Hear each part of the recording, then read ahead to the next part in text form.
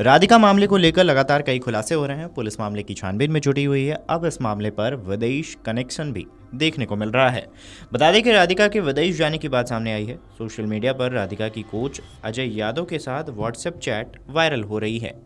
राधिका ने कोच से कहा था कि वह घर में लगी बंदिशों से तंग आ चुकी है और स्वतंत्र जीवन जीने के लिए दुबई या ऑस्ट्रेलिया जाना चाहती है।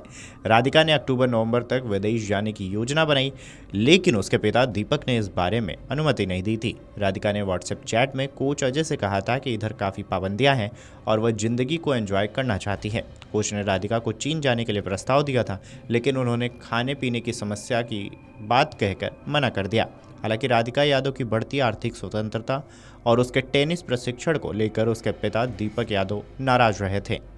हत्यारोपी पिता दीपक यादव ने पुलिस स्टेशन में कहा है कि अगर फांसी का नियम है तो उसे फांसी दे दी जाए। राधिका के ताऊ विजय यादव ने कहा है कि हत्या के बाद पिता दीपक यादव ने पछतावे में स्वीकार किया कि उससे कन्यावध हो गया है, मुझे फांसी दिलवाओ। विजय यादव ने बताया कि हमने और पुलिस ने कई बार पूछा कि ऐसा क्यों किया, लेकिन इस बात पर दीपक चुप रहा। भाई विजय यादव ने कहा है कि जब वो थाने में थे तो बड़े भाई ने मुझसे कहा था कि बयान और एफआईआर इस तरह से लिखवाना कि मुझे फांसी की सजा हो। राधिका यादव हत्याकांड की जांच में पुलिस अब कुछ ग्रामीणों को भी शामिल करेगी। पूछताछ में सामने आया कि कई ग्रामीण आरोपी दीपक को राधिका यादव के खिलाफ उकसाते थे। उधर रिमांड पूरा होने के बाद शनिवार को आरोपी पिता को 14 दिन की न्यायिक हिरासत में भेज दिया गया है। रिमांड के दौरान पूछताछ में सामने आया है कि दीपक यादव को गांव के कुछ लोग उसकी बेटी के एकेडमी चलाने के लिए टोकते थे, उसके चरित्र पर भी उंगली उठाते थे। ऐसे में दीपक ने बेटी को एकेडमी बंद करने को कहा था, लेकिन वह नहीं मानी और उसने खिलाड़ियों को टेनिस कोर्ट में प्रशिक्षण देना जारी रखा था।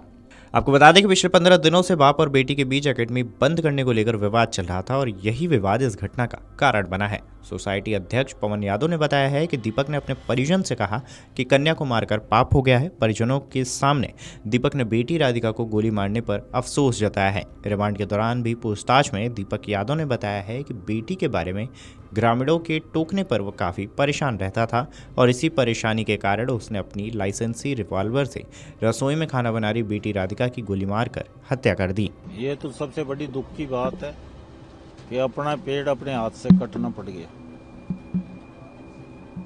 कि अपना पेड़ अपने हाथ ने ही काट दिया। तो ये तो सबसे बड़ी दुख की बात है।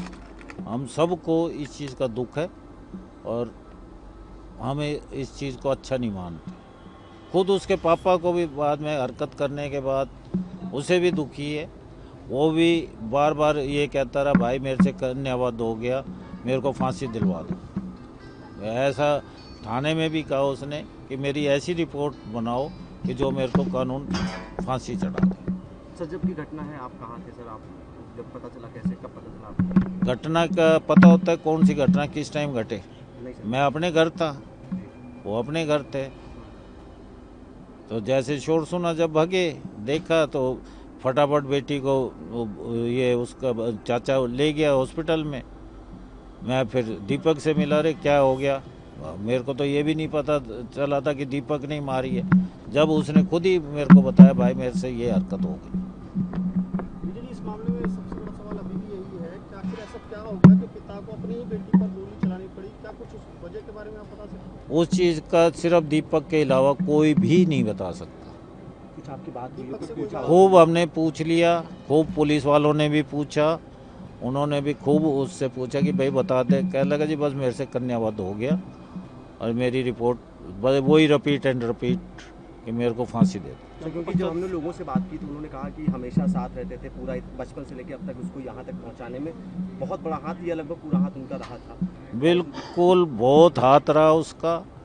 उसने अपने पौधे पाला, ठीक है, उसी का पौधा था, पाला उसी ने था, पर हर कोई इतनी वो टाइम नहीं दे सकता। उसने अपना सारा काम धंधा अपने बच्चों के ऊपर सब छोड़ दिया था और अपने उन्हीं के पीछे अपना पूरा जो क्या खाना है, क्या पहनना है, क्या चीज़ तुम्हें चाहिए, क्या नहीं, कैसे खेल के लिए रॉकेट चाहिए, बॉल चाहिए, कहाँ जाना है कहाँ नहीं, पूरा इन्वेस्ट करता था, पूरा उसका वो ध्यान करता था। समाज के ताने कहीं कोई वजह थी? जो एफआईआर में भी है, पुलिस भी बता रही है कि समाज से ताने मिलते थे, बेटी की कमाई खाने वाला आदमी। कमाई की वो कोई पीछे से हल्का घर का नहीं था।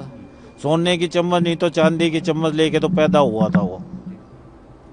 बेटी की कमाई तो जब हो ना, जब पहले भाई कोई कमाने वाला ना हो या पहले कुछ ना देखा हो, ऐसी कोई बात नहीं। सर अब आगे की जो कानून लड़ाई आपको लड़नी पड़ेगी, वो तो लड़ेंगे साहब, बेटी भी गई है और भाई वो तो भी लड़ेंगे। एक आंख तो फूट गई, दूसरी आंख को तो बचाने का इलाज तो करेंगे ना। मामले में कई पॉइंट्स पर जांच हो रही है। जिन लोगों के नाम सामने आए हैं उनको जांच में शामिल करके पूछताछ की जा रही है। अभी ज़्यादा कुछ नहीं कहा जा सकता है। जांच पूरी होने पर जो सामने आएगा उसी अनुसार कार्रवाई की जाएगी। बता दें कि यह बयान यशवंत सहायक पुलिस आयुक्त सदर का है, जिन्होंने इस पूरे मामले पर अपडेट दिया है। इस खबर पर आपकी क्या राय है हमें कमेंट करके ज़रूर बताएं। वीडियो डेस्क अमरोजाला.com। अगर आप ये वीडियो YouTube पर देख रहे हैं तो हमारे चैनल को सब्सक्राइब कर बेल आइकन दबाएं और Facebook पर देख रहे हैं तो हमारे पेज को लाइक करें।